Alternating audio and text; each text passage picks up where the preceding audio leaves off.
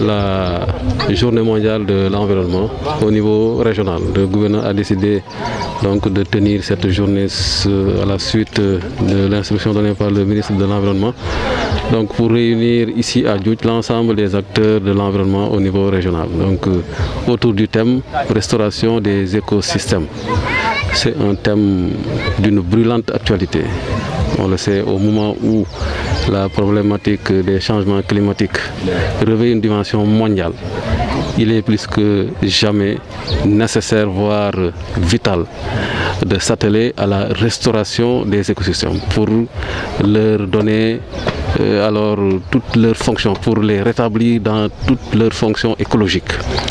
Il y va tout simplement de la survie de l'espèce humaine. Et dans ce combat, pour la restauration des écosystèmes, l'État certes est à l'avant-garde, mais l'apport des communautés, l'apport des populations est une dimension nécessaire et fondamentale. C'est pourquoi je salue le partenariat noué entre le Fonds mondial pour l'environnement à travers ce programme de microfinancement avec les communautés riveraines du parc de Djoudj, donc pour les accompagner, pour les appuyer dans cette participation communautaire pour la préservation de l'environnement, pour la restauration de l'écosystème vital que constitue le parc national des oiseaux du Djoudj. Un écosystème, comme on le voit, est agressé de toutes parts.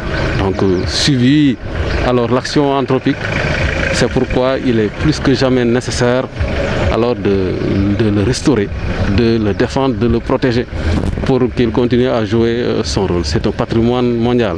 Donc la communauté internationale, le Sénégal tout entier, mais particulièrement les communautés riveraines de ce parc doivent s'engager donc pour contribuer à sa protection. L'objectif du programme, c'est de montrer l'importance de la contribution des communautés locales dans la protection de l'environnement.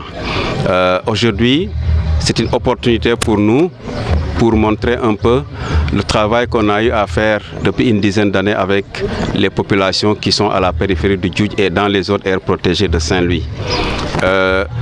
Ils ont eu à bénéficier de plusieurs financements du micro-FEM, du PMFM. Ils ont capitalisé une certaine expérience et ils sont mis en réseau, le RACID, pour pouvoir partager cette expérience, pour mieux sensibiliser les communautés et aussi les autorités. Et aujourd'hui, la Journée mondiale de l'environnement a permis au RACID de mobiliser les populations périphériques, d'échanger un peu avec les services techniques sur éventuellement les problèmes du Djoudj et des autres aires protégées et ce qu'ils pourraient faire ensemble. Alors nous nous engageons en tout cas à continuer à accompagner le RACID et à montrer aussi l'importance de la collaboration entre les populations et les services techniques de l'État qui sont responsables de la gestion de ces parcs.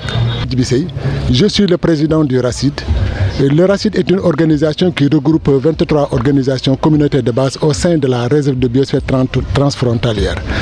Aujourd'hui, nous avons célébré la Journée mondiale de l'environnement sous le thème la restauration des écosystèmes, mais nous l'avons fait ici aussi en collaboration avec le gouverneur de la région de Saint-Louis, ici représenté par monsieur le préfet, qui a honoré vraiment cette journée avec tous les services, la DIREC, le service régional des établissements classés, qui est venu, tout le monde s'est déplacé en collaboration avec les populations.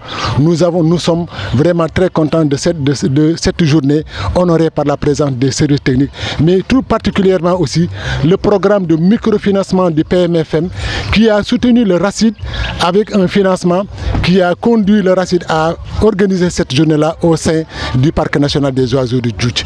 Aujourd'hui, vraiment, nous avons montré aussi les femmes qui travaillent très durement avec le TIFA. Donc cela veut dire quoi? Cela veut dire que nous voulons montrer symboliquement cette activité, la prolifération du TIFA, qui est une activité économique et sociale qui peut aider, mais aussi qui a des problèmes. Donc nous tendons la main à certains partenaires tels que SAPCO, OLAC aussi pour venir en aide avec ces populations sur des programmes de valorisation aussi de ce TIFA-là. Aujourd'hui, vraiment, la journée, nous avons été très satisfaits grâce à la présence et la mobilisation de toute la population derrière notre maire de la commune de Diama et la commune de Ronk.